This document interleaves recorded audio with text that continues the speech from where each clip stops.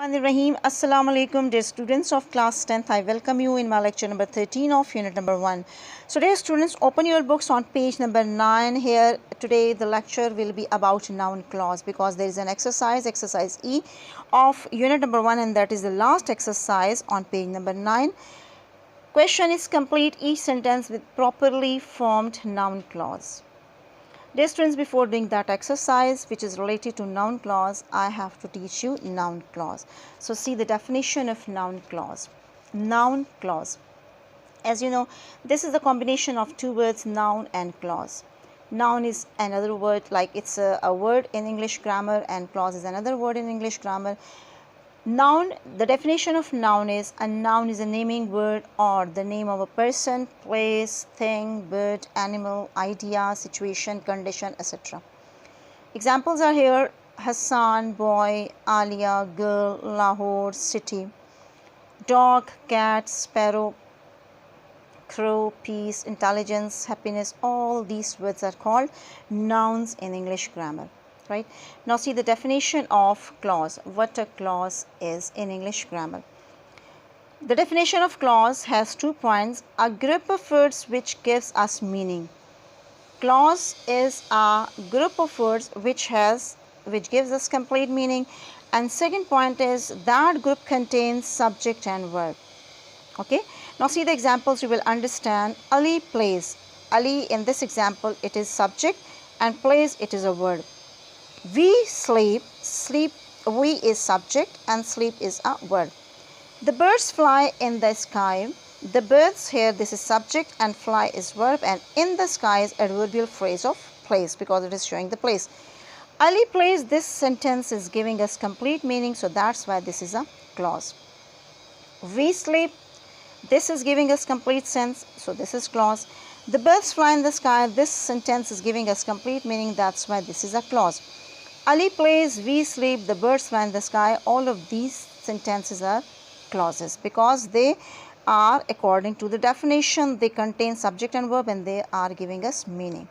Okay, now next point.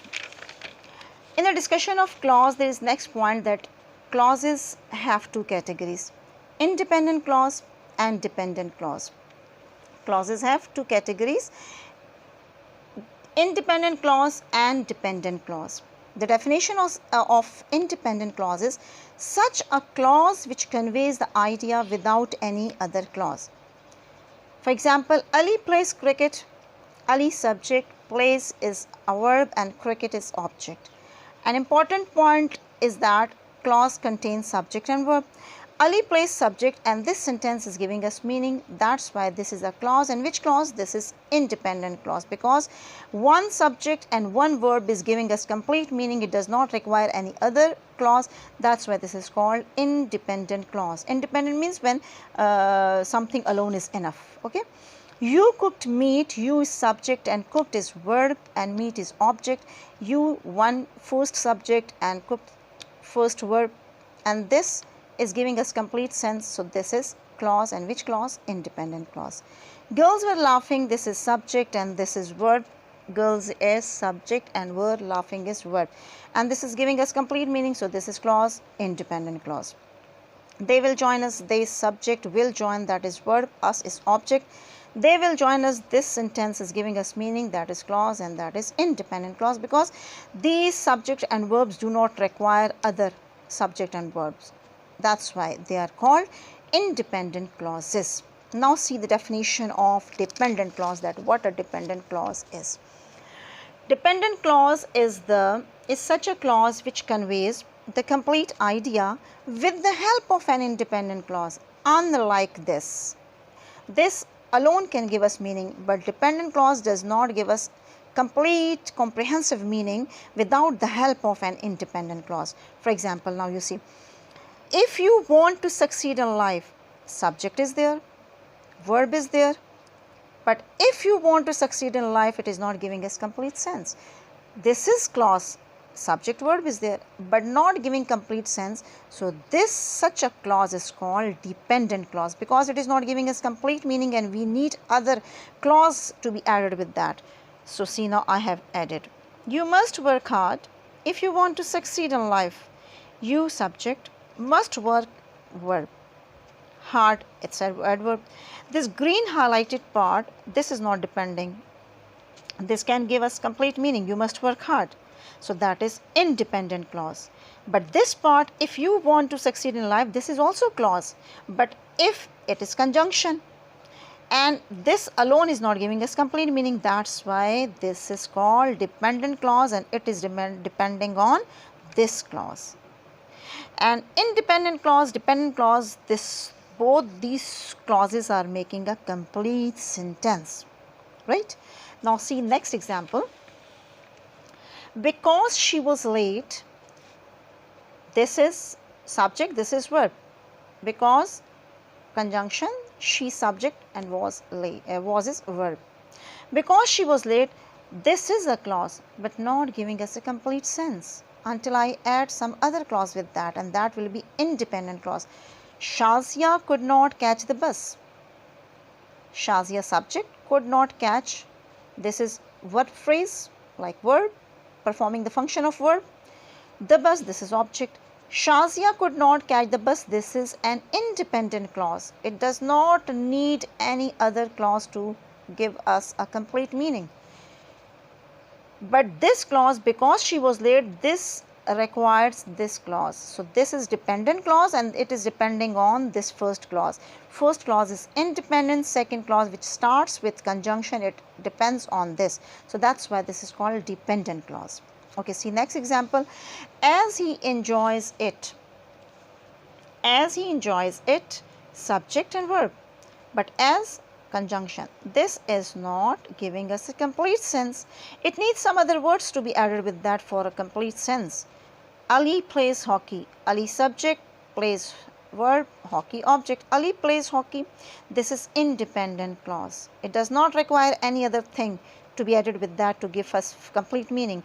But as he enjoys, this is depending on this, like for the completion sense or completion of the sense of this part, it needs some other clause, and that is Ali plays hockey. So this is independent clause, this is dependent clause. It is depending on this clause, and this whole is a complete sentence. This whole is a complete sentence, right? Like two subjects and two verbs are there, but one part is giving complete meaning, another part is not giving us complete meaning. The part which gives us complete meaning, they are called independent clauses, and those which are not giving us complete meaning, they are called dependent clause, right? Now here you see a difference. If you work hard, you will succeed. If you work hard, you is subject, work is verb, and hard is adverb. This is a clause. You will succeed, this is subject, this is verb, this is a clause. Now this starts with if, this is dependent clause. It starts with noun or pronoun, that is independent clause. The difference among these sentences is that here I put independent clause first and dependent clause later. Here independent clause is here and dependent clause is here. But here I have put dependent clause in the beginning and independent clause after that. So this is not important that which clause must be in the beginning. Important thing is that what is the difference between dependent and independent clause. Dependent clause may come in the beginning, independent clause may come in the beginning. It doesn't make any difference, right? Now next point is a difference between clause and sentence. Now question arises here that if clause contains subject and verb, gives us meaning, is called clause, and sentence also gives us complete meaning containing subject and verb, then what is the difference between clause and sentence? Dear students, clause is a part of a sentence. Alright, now see the example, then it will be clear to you. Clause. A clause is a group of words with a subject and a verb.